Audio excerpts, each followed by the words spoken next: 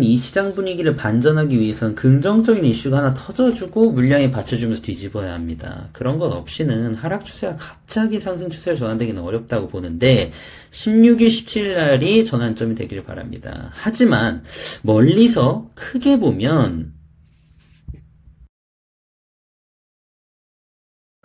안녕하세요. 올타임 하이입니다. 올타임 하이 유튜브 구독 꼭 하시고 전 세계 코인 뉴스와 인사이트 같이 투자하시길 바라겠습니다. 인사이트 브리핑 바로 가겠습니다.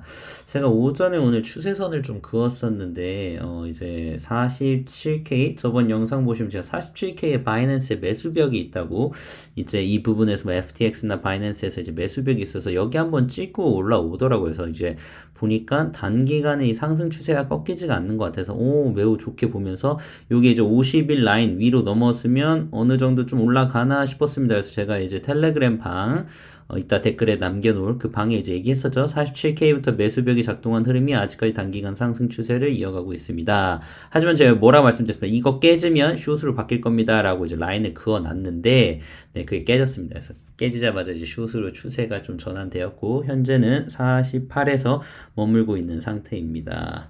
늘 그래서 이렇게 단기간으로 뭐 선물을 하시는 분들은 이 추세선 안에서 놀고 있으면 깨지기 전까지는 롱을 가져가거나 아니면 저라면 그냥 여기 이제 조정받을 때 이미 한번 털어버려요. 40주에서 롱을 잡고 한 조정받은 여기서 털었을 겁니다. 다시 보고 지지가 되네? 그럼 같은 라인 쪽에서 다시 잡아서 또 올라갔을 때 또 떨어질 것 같으면 그냥 여기서 털어버립니다. 예.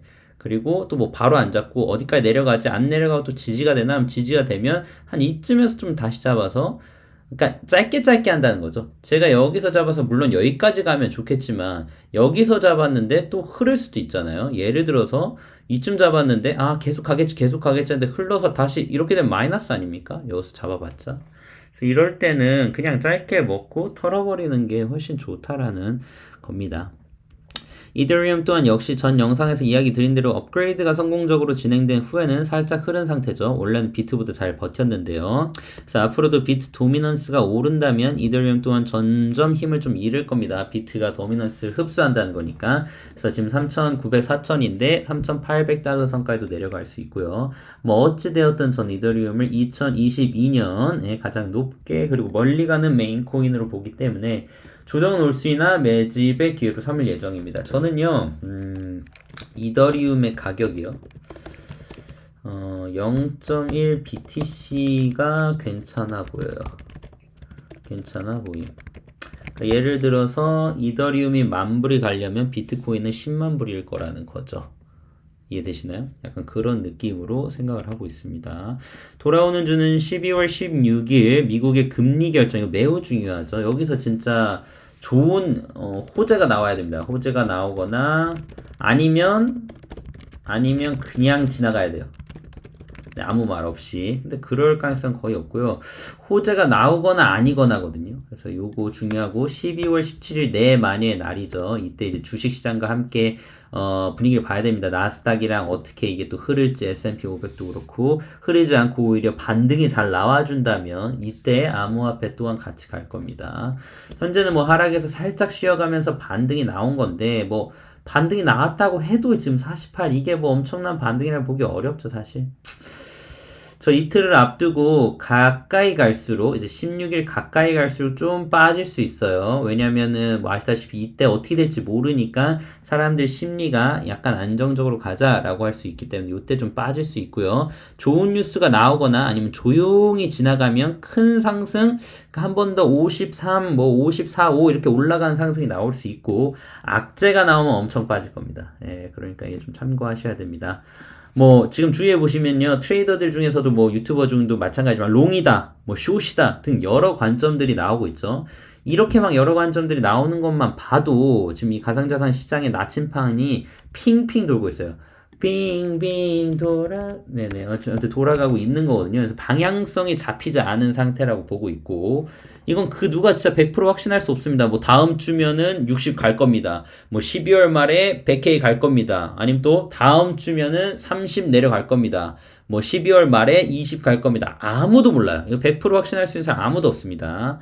지금 가격이 이게 지금 뭐 풀매수 들어가야 되냐 안 되냐 저점인지 아닌지 정확하지도 않고 또 한 번 하락 나와도 이상하잖아요. 반대로 갑자기 여기서 상승이 나와도 이상하잖아요. 이런 상태예요. 이런 상태에선 여러분 시드를 지키려면 어떻게 해야 됩니까? 분할로 매수하셔야 됩니다. 이런 상태에서는 분할 매수, 분할 매도여야 돼요. 이해되시나요? 그리고 짧게 하셔야 됩니다.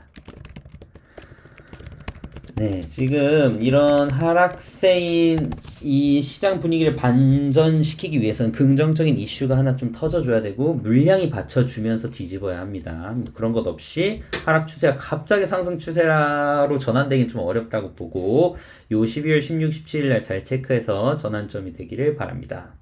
하지만 멀리서 크게 보면요. 일부러 제가 이거 좀 타이핑을 좀 크게 쳐봤죠. 4년 전에 푸르르한 불장과 다이빙이 있었습니다. 그때 당시에도 지금처럼 비트코인 끝났다, 이제 다 팔아야 된다는 패닉셀이 있었고 비아냥거리는 소리도 너무 많았죠.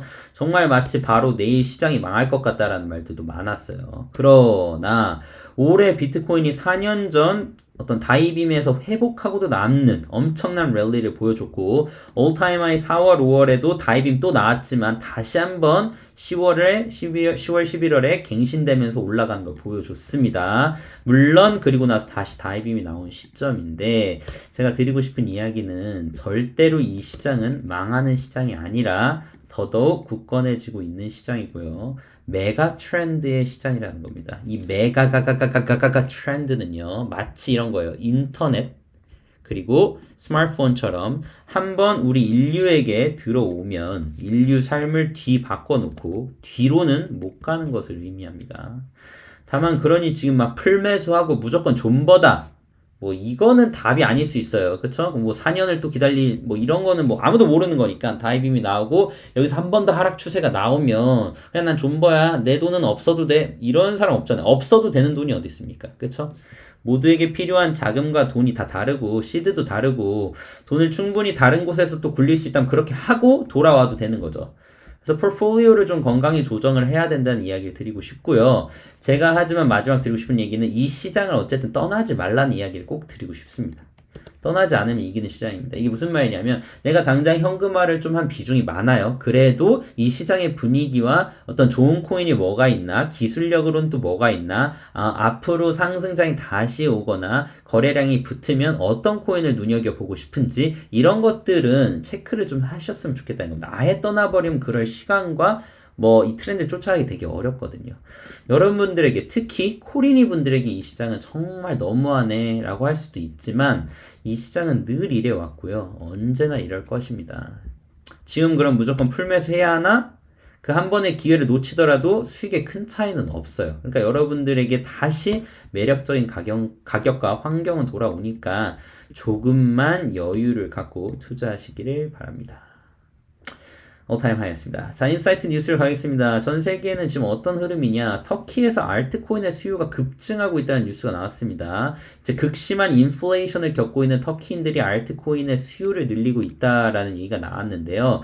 터키 국민이 그러니까 인플레이션이 많아지니까 자기네 그 돈이 가치가 없어지는 거예요. 그러니까 금을 갖기를 원하고 또 다른 건 가장 강한 달러죠. 달러를 갖고 있기를 원하는 거예요. 하지만 암호화폐의 경우도 저는 앞으로도 이 인플레이션과 암호화폐가 계속 해칭되는 걸로 갔으면 좋겠다고 보는데 그 중에서 비트코인이요. 디지털 골드라고 생각을 하기 때문에 근데 이제 비트코인 같은 경우는 너무 비싸니까 시바이누와 리플 이런 것들을 암호화폐 구매하고 있다. 근데 이건 옳은 건 아닙니다. 뭐 옳다라고 표현이 좀 그런가? 권장하고 싶지 않습니다 라고 할게요. 권장하고 싶지 않다. 이유는요. 일단 알트들은요 변동성이 비트보다 훨씬 심해요. 그쵸? 근데 지금 같은 경우에 어떠냐면 BTC가 저는 디지털 골드이고 인플레이션의 해칭 수단으로 사람들이 인식하기를 원합니다. 근데 아직은 아닌 것 같아요. 아쉽지만 그래도 앞으로는 디지털 골드이자 인플레이션의 최강 해칭 수단으로 클 것입니다. 이거는 확실히 그렇게 생각을 하거든요. 그래서 지금 뭐가 문제냐면 인플레이션의 최강 해칭 수단이 돼야 되는데 현재는 지금 나스닥이랑 커플링이 되어서 약간 초기술주 느낌으로 가고 있거든요. 이렇게 되면 인플레이션이 높아질 때 비트코인 가격에게 호재가 되어야 하는데 다만 금리 인상과 인플레이션이 높아진 걸 잡기 위해서요. 금리 인상 혹은 미국의 테이퍼링이 되었을 때 주식 시장이 타격을 입고 이 타격을 입을 때 비트코인은 안전한가? 아닐 가능성이 높다는 거죠. 하지만 결국엔 비트코인은 안전하게 되어야 한다라고 저는 생각을 합니다. 되게 제 이야기가 이해가 되시나요? 그러니까 아직은 아닌 것 같지만 방향성은 인플레이션 해칭 수단이 돼야 되는 게 맞고 인플레이션이 심해지면 당연히 비트코인의 수요와 비트코인의 관심이 높아지는 거는 자연스러운 일이에요. 그래서 앞으로도 자연스러워질 겁니다. 이해되시나요? IMF에서의 글로벌 암호화폐 규정 포괄적이고 일관되게 조정이 좀 필요하다라고 얘기를 했어요. 그래서 글로벌 암호화폐 규정이 포괄적, comprehensive하고 일관, 좀 consistent 해야 된다라고 얘기를 하는 거죠. 뭐냐 투자자 보호 부족이니까 보호해야 되고 준비금 정보, 스테이블 코인 이거 정확한 거냐 재정적 리스크도 알려줘야 되고 신흥시장의 암호화폐 출현은 자국 통화를 대체할 수 있다. 뭐 엘살바도르 같은 거죠. 그래서 지금 IMF에서 규제 프레임워크를 좀 확실하게 정해가지고 어디까지는 오케이, 어디까지는 노 이걸 좀 정하자라는 얘기가 하고 있습니다. 그래서 이런 것들은 어쨌든 시간이 필요한데 점차적으로 나올 것이고 세팅만 되면 오히려 많은 투자자들이 들어올 수 있는 거 가능하지죠. 우리 플로리다에서 암호화폐를 추진하는 예산안을 발표를 했고요. 2022년도에 주 예산안을 발표했는데 거기에 암호화폐에 좋은 플로리다를 실현한다. 뭐 realize라는 단어를 쓴 것 같고 플로리다와 암호화폐가 상생하겠다라는 어떤 어젠다를 걸었네요. 70만 달러 예상을 할당을 했습니다. 이렇게 되면 플로리다 코인도 나올 수 있겠죠. 플로리다 코인. 지금 현재 어떻습니까? 마이애미 코인, 뉴욕 코인. 이 코인들 모으는 재미도 아주 쏠쏠해요. 시티 코인들. 그래서 모아가지고 각각 그 시티에 정모하면서 각각 시티에 정모 그리고 코인을 모아가는 재미. 어느 정도 많은 코인들을 모아서 고래가 되면 혹시 그쪽 시티에서 뭐 하나 주나요? 꿈꿔봅니다. 드리밍 해봅니다. 해빙 하면서 드리밍 해봅니다. 유니세프 내년 1분기에 이더리움 기반 NFT 컬렉션을 출시한다라고 얘기를 했습니다. 그래서 요런 판매 수익금은 기가 프로젝트를 비롯해 전 세계 아동을 돕는 다수 프로젝트에 기부될 예정. 너무너무 좋죠? 정말 좋아이고요. 이거는 이런 좋은 일이 앞으로도 더 많아질 것이고 많아져야 된다고 생각합니다. 네. 나이지리아 예산부처 장관이 암호화폐를 자꾸 단속할 생각 말고 육성을 해야 된다. 이것도 매우 좋은 얘기죠. 이런 거는 이제 와칸바 포에버 한번 얘기해 줘야 되고요. 암호화폐 규제 불확실성으로 인해 정부와 국민들이 발전 기회를 거부할 수 있다. 블록체인 기술을 더욱더 많이 상용화 시켜야 되고 뭐 프랙티컬하게도 만들어야 되고 좀 쪼이려고만 하지 말고 풀어줘야 된다라는 겁니다. 그쵸? 대한민국 정부 또한 그렇게 알면 좋을 것 같고요.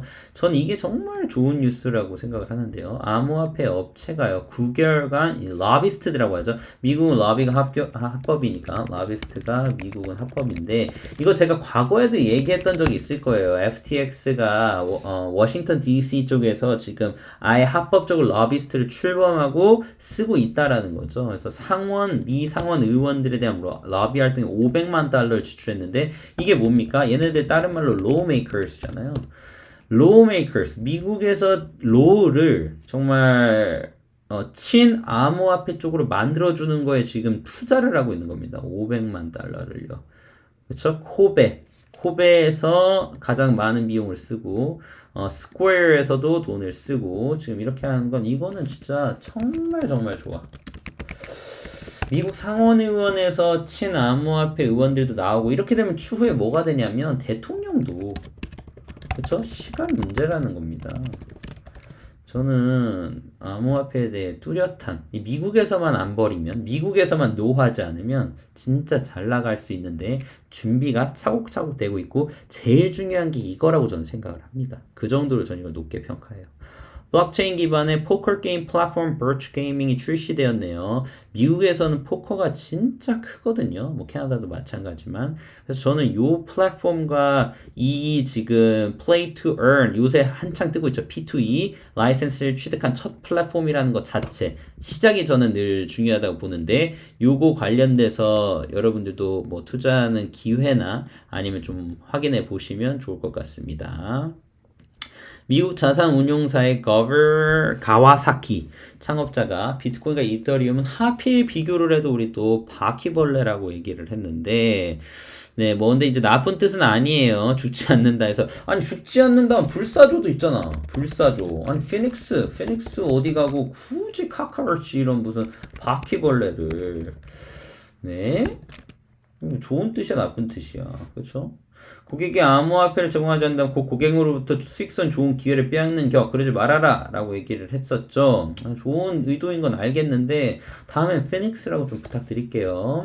이더리움 생태계 주요 뉴스였습니다. 선물 출시된 거 좋죠. 그리고 제가 저번 영상에 말했던 이 에로우 빙하 에로우 글라시어 업그레이드 돼가지고 내년 6월로 난이도 폭탄 요건 이제 채굴자들에게 매우 호재인데 채굴자들에게 호재면 가격에게도 좋은 현상입니다. 브라질 최대 투자은행이 이더리움 노출 신규 펀드를 출범했고요. 제가 알기로는 요게 또 워렌 버핏과 연관돼 있지 않나, 연관되어 있는 곳이지 않나 라고 저번에 알려드렸던 것 같고 3AC, 3Arrow의 수주에서 10만 이더리움 매수로는 부족 난 부족해. 추가 매수할 걸. 나 해빙할 거야. 라고 얘기하고 있고요.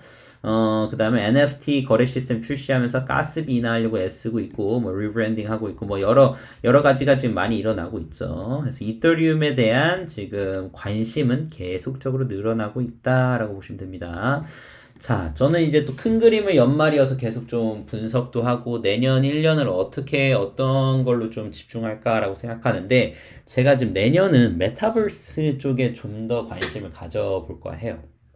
이유가 뭐 있는데 이거는 제가 메타버스 강의 컨퍼런스를 좀 듣고 왔었는데 그걸 좀 정리해서 다음 영상에 좀 얘기해드리면서 같이 얘기해드릴게요. 그래서 메타버스 쪽이 확실히 핫하지 않을까라고 저도 보고 있고요.